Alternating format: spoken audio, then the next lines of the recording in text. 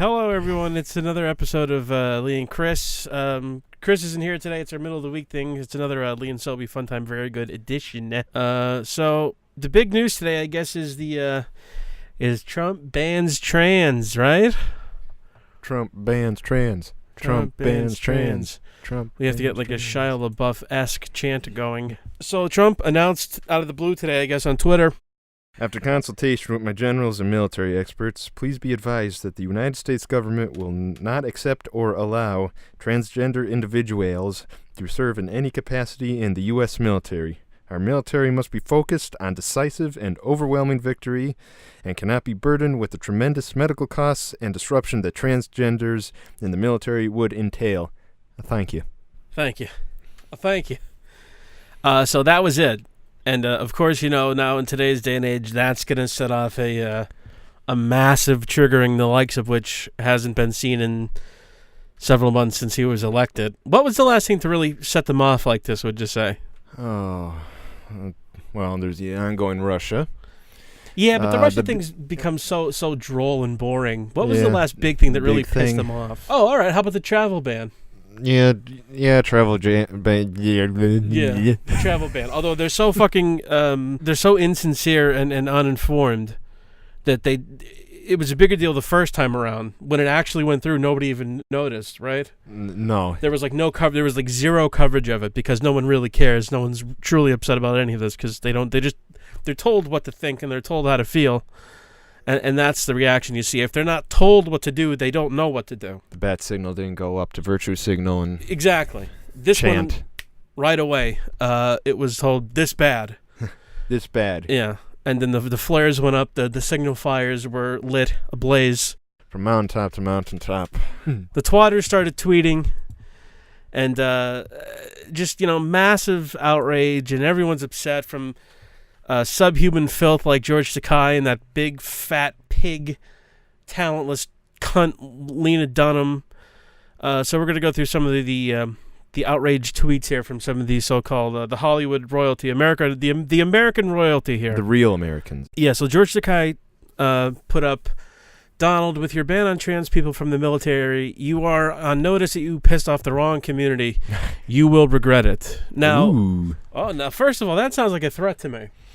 Maybe the Secret Service should be called in to see what this fruit is threatening exactly. Yeah. Why would the wrong community be pissed off? And what would they do? Yeah. What are you going to do? What's he going to regret? Yeah. I don't know.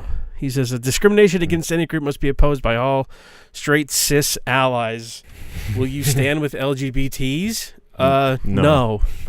I won't. No, thank you. Judd Apatow, who is he's a director, I think. A true artist. Yeah. If ever there was one. One by one, he will fuck over every segment of the population. He made a promise to accept Russia, bankers, and big oil. Get ready, you're next. Pig Lena Dunham says, hey, trans teens, this man does not represent the overwhelming love, support, and pride waiting for you when you step out into the world. That's Please reassuring. Reference our proud to be. Yeah, really. Closeted James Corden. Hey, Ivanka, James here. Hope all is good. Quick question. Can you call your dad and have a talk? James Corden's a late-night host on CBS. That's a funny way to word it. Oh, well, that's about as funny as he is in real life, too. He's about as funny as a cancer diagnosis. Paul Feig, I know he's a director or something. This is disgraceful. Anyone who wants to protect and serve this country should be supported, blah, blah, blah, blah. Yeah, let's go down to the mental ward and the really burn unit. Yeah, should we have a division of soldiers that like eat their own shoelaces too? I mean, like let's toss everybody in the mix. Who else? Deborah Messing tweeted. Some of these people I just don't know. Full frontal with Samantha Bee, another talentless Daily Show abortion. More this afterbirth from the Daily Show. After consultation with our staff, here is our statement regarding POTUS transgender service tweets. Fuck you. So that's their big statement. Just the typical people who hit the Twitterverse and. Was that a praying for one? What's that? Is that a praying for Kevin McHale? Kevin McHale, who I don't know who that is. I think he's praying for these disruptions who want to put their lives on the line to protect our country. to protect you. That's too much of a burden. No, they explain the fiscal burden. They're not saying that transgender people, you illiterate troglodytes, were a burden. They were saying that the cost of their surgery, which shouldn't be funded by the taxpayer or the government, is the burden. I think there's more Yeah, people in the VA deserving of some medical treatment than they didn't just to come have out your bird chopped off. They didn't just come out and say the trans people were a burden, you miscreants. They very specifically said what the issue was. Of course, Miley Cyrus tweeted something from the Human Rights Campaign, another organization. Yeah, everyone loves the Human Rights Campaign. Yeah, another just a group of brain dead retards. All right, yeah. The announcement came amid. This is from the New York Times. The announcement came amid a debate on Capitol Hill over the Obama-era practice of requiring the Pentagon to pay for medical treatment related to gender transition, which, to any rational person, that should just be ridiculous. I mean, there's no... Why should the Pentagon foot the bill for their self-mutilation? I mean, do you think that's right? Does that make any fucking sense to anybody?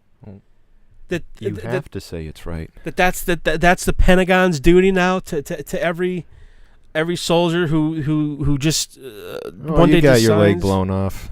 Sorry. Yeah, like there's guys who are really hurting and who are truly suffering. That wait for care, and some of them never get it. You have every veteran in there back to World War II that's still alive. Yeah, going through needing care, and you're going to waste it on their... Yeah, I don't care if it was an extra $20 a year. It's a retarded thing to spend money on. Not health care. Oh boy, is the righteous indignation out in full force. And everyone's upset, and everyone's a bigot, and everyone, this isn't normal. And how about all you donate money for their hormone treatments? Yeah, I mean, what exactly is going to happen to them if they don't get their hormone treatments? I guess they're stuck in the bodies. It's going to be like a Gremlin movie there? They're going to transform into a gremlin? Or are they just going to have to be inconvenienced about reality? And now I've seen differing numbers of the amount of transgender people, not only in the military, but in the country, right?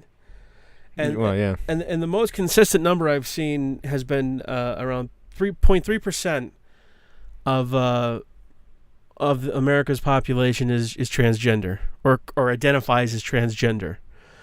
And now this is still at the New York Times. There was a Rand Corporation study conducted that said that there are about 2,450 transgendered military personnel in the service as of I think it was 2016.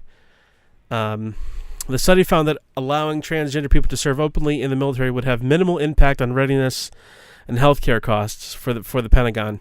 It estimated that healthcare costs would rise $2.4 million to $8.4 million a year. Basically, they're saying getting rid of axing the surgery doesn't save a significant amount of money.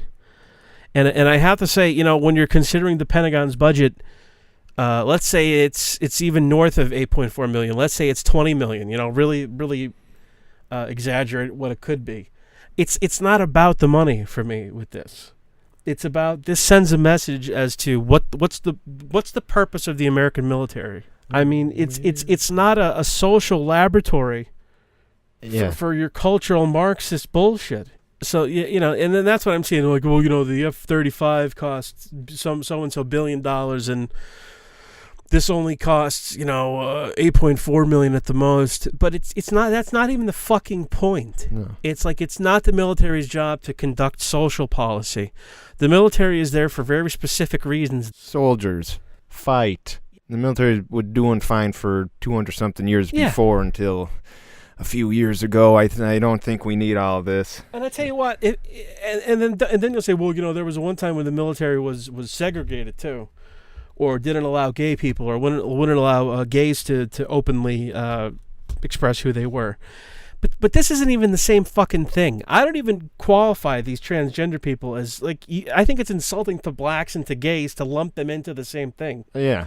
This is a whole separate animal here. I mean, if you're so blinded by ideology that you can't see the differences in morality and message, even if it costs the country, like I said before, if it costs $200 a year for the Pentagon to fund transition surgeries, it was wrong to do, because it's sending a bad message to people.